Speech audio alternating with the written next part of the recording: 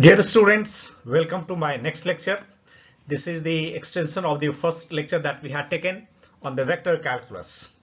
So in this lecture, I am going to cover with the curl, then line, surface and volume integral, some vector operations, Stokes theorem and Gauss divergence theorem. Okay, so let's start with the curl. So what is a curl? Curl of a vector field is a measure of the vector field's tendency to rotate about the point. So let us see how we can represent this a curl.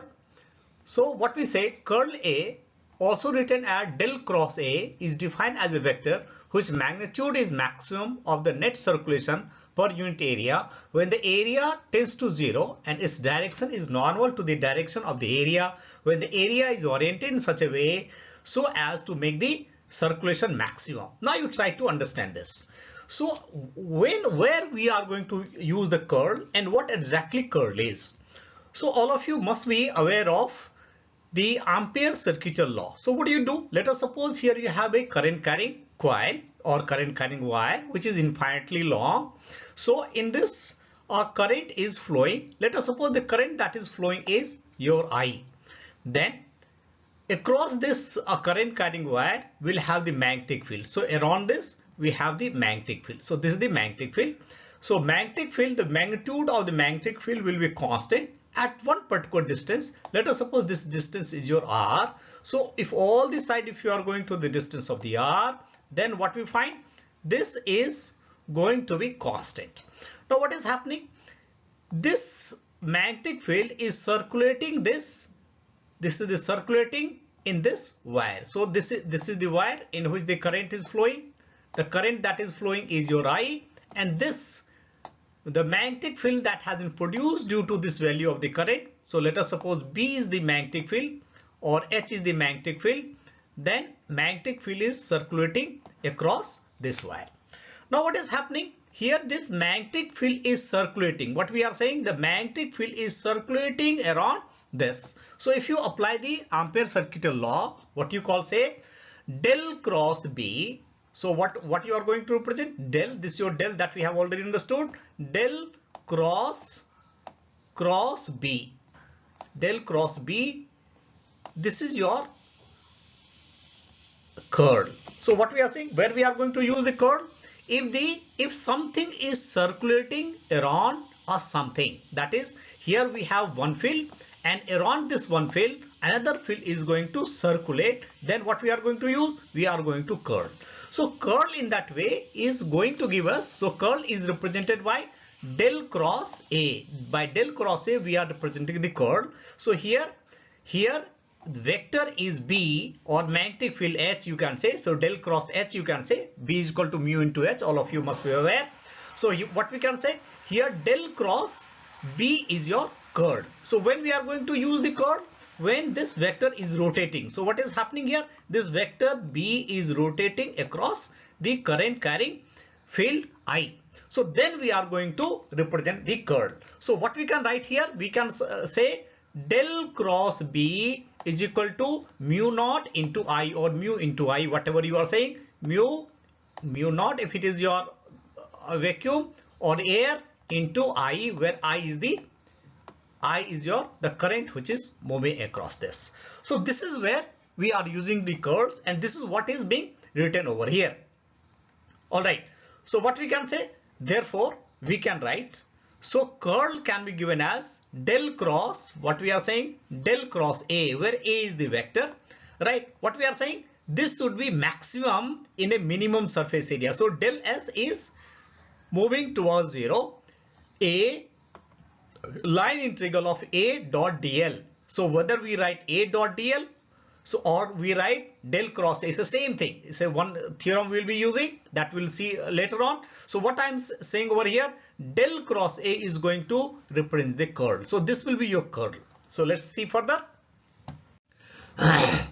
So now you see this figure. In this figure, here the vector is rotating. So this is a constant field and around this vector is rotating. So all across this vector is rotating. So what we are saying, this is going to represent a curl. This is going to represent a curl.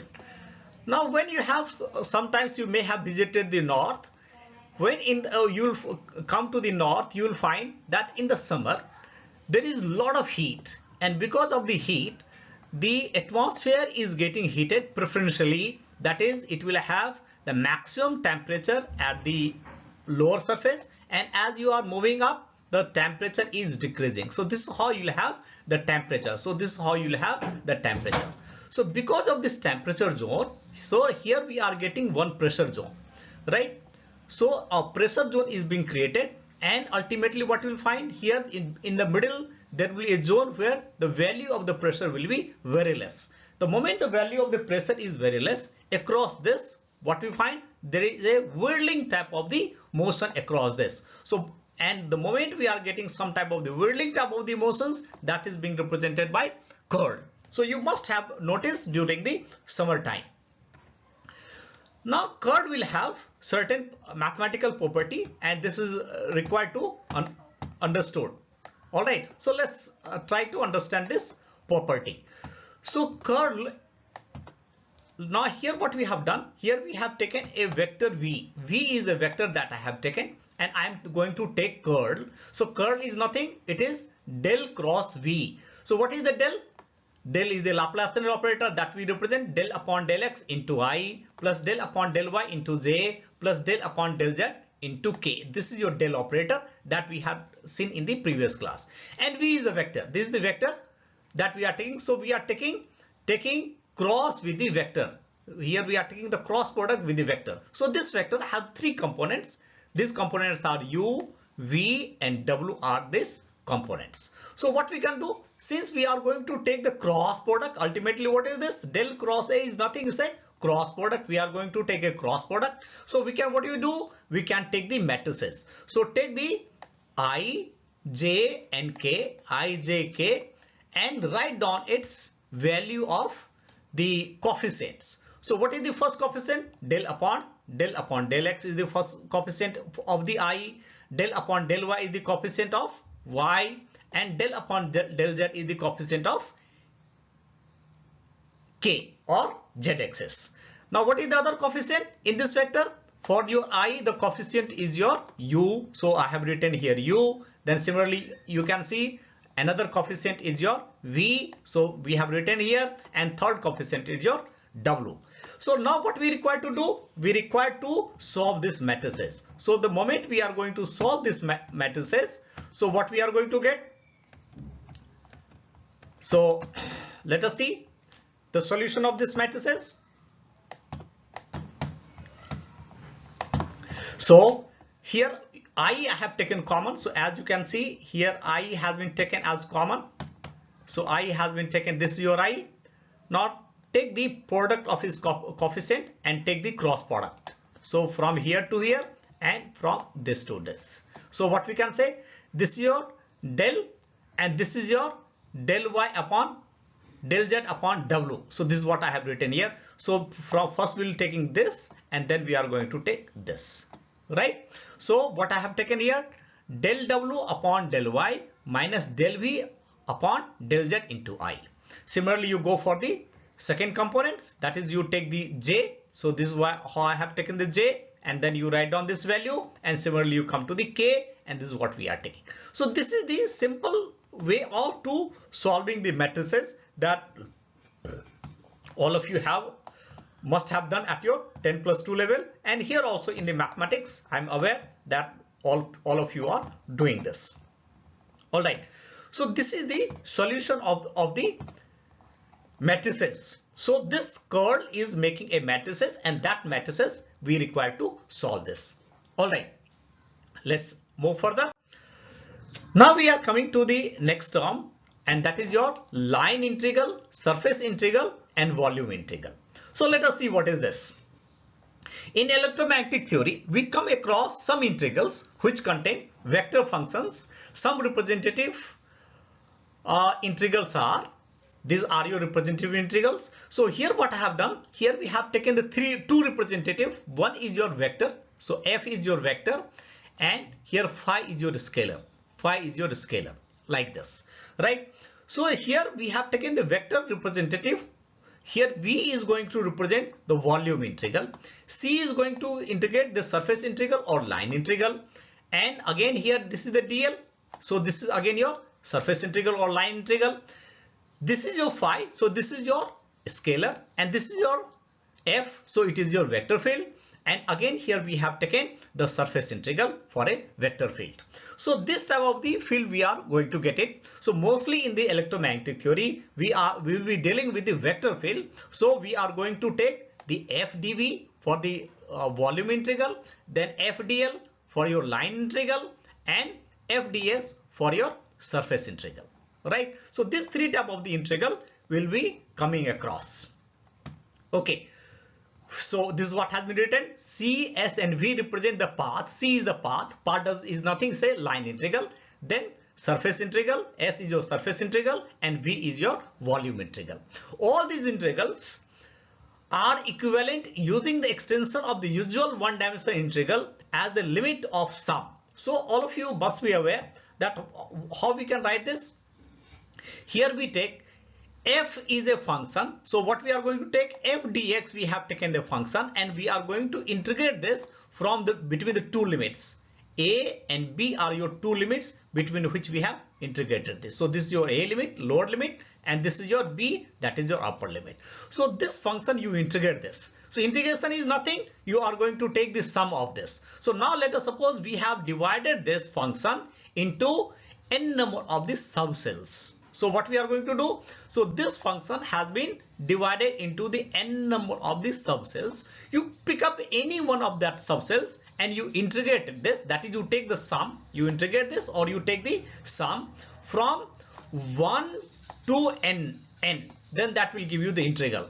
So what we have done here, this function f has been divided into the n numbers. This is the function that we have taken and this function has been divided into n numbers. So these are your numbers, I equal to 1 to I equal to n, and the length of each function is delta xi, right? So this is if you are going to take the sum, then we are going to get the line integral. Similarly, we'll have the surface integral. So what we are going in the surface integral, what we can do, you divide this into the small segment of surfaces, and similarly in case of the volume, you divide the surface into a smaller number segment of the volume, and that will give you respectively the line integral, volume integral and surface integral, right? We don't require to do anything more than this, just we have to take these applications while dealing with the Maxwell equation. Let's move further. Now here we have some vector operations. So let us see what are these operations. Now the first operation is del dot del cross B. Now can you tell me what is this del cross B?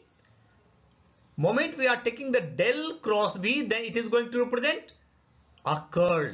And here again we are taking del dot. Moment we are going to take the del dot, it does mean it is going to represent the divergence. So what we can write this? What we can read this? Divergence of a curl. So the moment you are going to take the divergence of a curl, that value will be 0. So we should remember this. The divergence of a curl is equal to 0. We are going to use this vector operations in our subsequent lectures.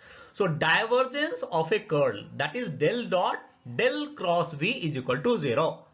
Now next is divergence of a gradient. Divergence of a gradient, that is also going to be 0. This is also going to be 0. Or what we can say, if we have taken the here we have taken the del operator, and this is your nothing, this is your divergence. We have already seen this is your sorry, I'm very sorry, it's a gradient. So if you are going to multiply these two, then we are getting 0. So this vector operation is also required to be remembered. Let's move further. Now here again we are taking the curl with a vector v. This is the curl with a vector v, and here we are taking the del cross v. So what it will represent? Curl of vector field v. Curl of vector field v, and this will be given as del dot v minus del square v. We require to remember this. So what I am saying, del cross v, it is just like your vector triple product. It is just like your vector triple product. So what we are saying, del cross V is equal to del into del dot V minus del square V. So this is a very important relation that we require to remember. All right. Next we have del cross V cross V. Again, this is just like your vector triple product. So what I have done here, the curl was on the right hand side. Here the curls has been taken on the left hand side. Curl has been taken on the left hand side, and it has been multiplied with the V. It has been multiplied with V. So again, this is just like your vector triple product. So what we can say, V dot del V minus del into V dot V. Right. So this is your sum of the operations, vector operations. So as a formula, we have to remember this. So again, I am repeating this. Firstly, what we are saying, divergence of a curl is equal to 0. Divergence of a curl is equal to 0. And here what we are saying, curl of a curl is equal to del dot del minus V minus del square V. Right. So these two particularly relation are very important, which we are going to frequently use. All right. Let's move further. Now let's come to the Stokes theorem. What does the Stokes theorem says? Let's read the statement. It states that circulation of a vector field A around a closed path is equal to line integral of del cross A. Moment we are saying del cross A, what is represent? It represents a curl of a field A over the surface bounded by this path. I am going to explain you this. It may be noted that this equality holds provided A and curl of A both are continuous on the surface. Now let us see what it does mean. What it's let's read this statement again. It states that the circulation of the vector field A. So what is being given? It's a circulation of the vector field A. So here let us suppose this is your vector field A, which is going to circulate like this. So as we had seen in the previously, I had explained you. So this is your current I. This is your current I. And because of the current I, we have produced a magnetic field. Let us suppose the magnetic field that we have produced is your B. B is the value of the magnetic field that we have produced. So B is circulating. So what is happening? The vector B is circulating. We can say the vector B is equal to vector A. Anything we can say, right? So what we can represent? This we can represent del cross A. What we can represent this? Del cross B. So for this circulating field, what we can say? Del cross B. So here this is how we have written del cross B or del cross A for the vector A. If the vector is B, then we can write del cross B into ds. That is the surface that is being taken is equal to line integral of that field. So what is the field or that vector? The vector is B. So line integral of that vector, that is B dot dl. So what we can say? If we are taking this present case, if you have to use this in this present case, so this present case, as you understand, this is your Ampere circuital law. So what we can say, B del cross B, what we can say, this is your del cross B cross B. B is your vector over the surface. So what we have to take integral, right, over the surface S into ds, small surface area through which it is coming, ds is equal to line integral of B dot dl, line integral of B dot dl. Fine. So this is where what we have done. In case of Ampere circuital law, naturally in case of the Ampere circuital law, that is your rotating field. So naturally we are going to use the curl, and curl has been translated into the line integral. So if we are going to translate the curl into the line integral, then we are going to use the Stokes theorem. So this is how we have used the Stokes theorem in the present case. All right. While we'll be again using, we'll come in detail in there. So let's move further. So this is the field that we have taken. So this field is, as I have explained you, the field is rotating across this. So moment we are getting anything that is rotating, then only we are going to use the Stokes theorem, right? if something is rotating, then only we are going to use the Stokes theorem, and we have taken this. That is whirling type of the motion is there, then we can use the Stokes theorem. Okay, let's move forward. Now we have the last one is the Gauss divergence theorem. All right. So let's again try to understand this. Let's read what is the divergence. Divergence theorem states that the volume integral of the divergence of vector field is equal to the net outward flux. What we are saying? Net outward flux of the vector through the closed surface that bound the volume. Let us see what it does mean. The divergence theorem states that the volume integral of the divergence. So what we have to do? Volume integral of the divergence. What is the divergence? Del dot A. If A is the vector, then del dot A is the divergence. What we can say? What will the divergence? Del dot A is your divergence. Del dot A is your divergence. This is your divergence. So what we have to take? The volume integral of this divergence. So what we are saying, this is a volume integral. So moment we are going to say volume integral, then what we have to do? We have to write dV. We have to write the dV. This is the volume integral of the divergence. Is equal to how much? Is equal to how much? So what we are saying? Is equal to the net outward flux. Net outward flux. So you have already, what is the flux? A dot ds. So what is the flux? If the something is coming out from the enclosed surface, so that will be your flux. So what is the flux that is coming? So here if A is the vector, so A dot ds does mean the surface area through which it is coming. A dot ds, that is also net flux. So what we require to do? You integrate this, right? So this is what we call the Gauss divergence theorem. So let's see what mathematically we have written over here. So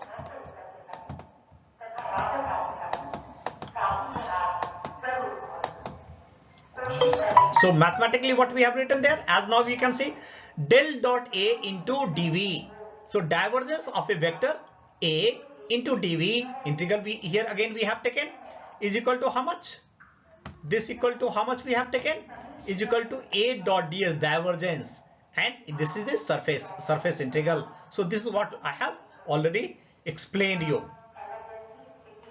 All right. So let's move further. So up to here we have taken in this lecture. The next lecture we are going to start the electromagnetic wave equation. Thank you very much for your patience. Thank you.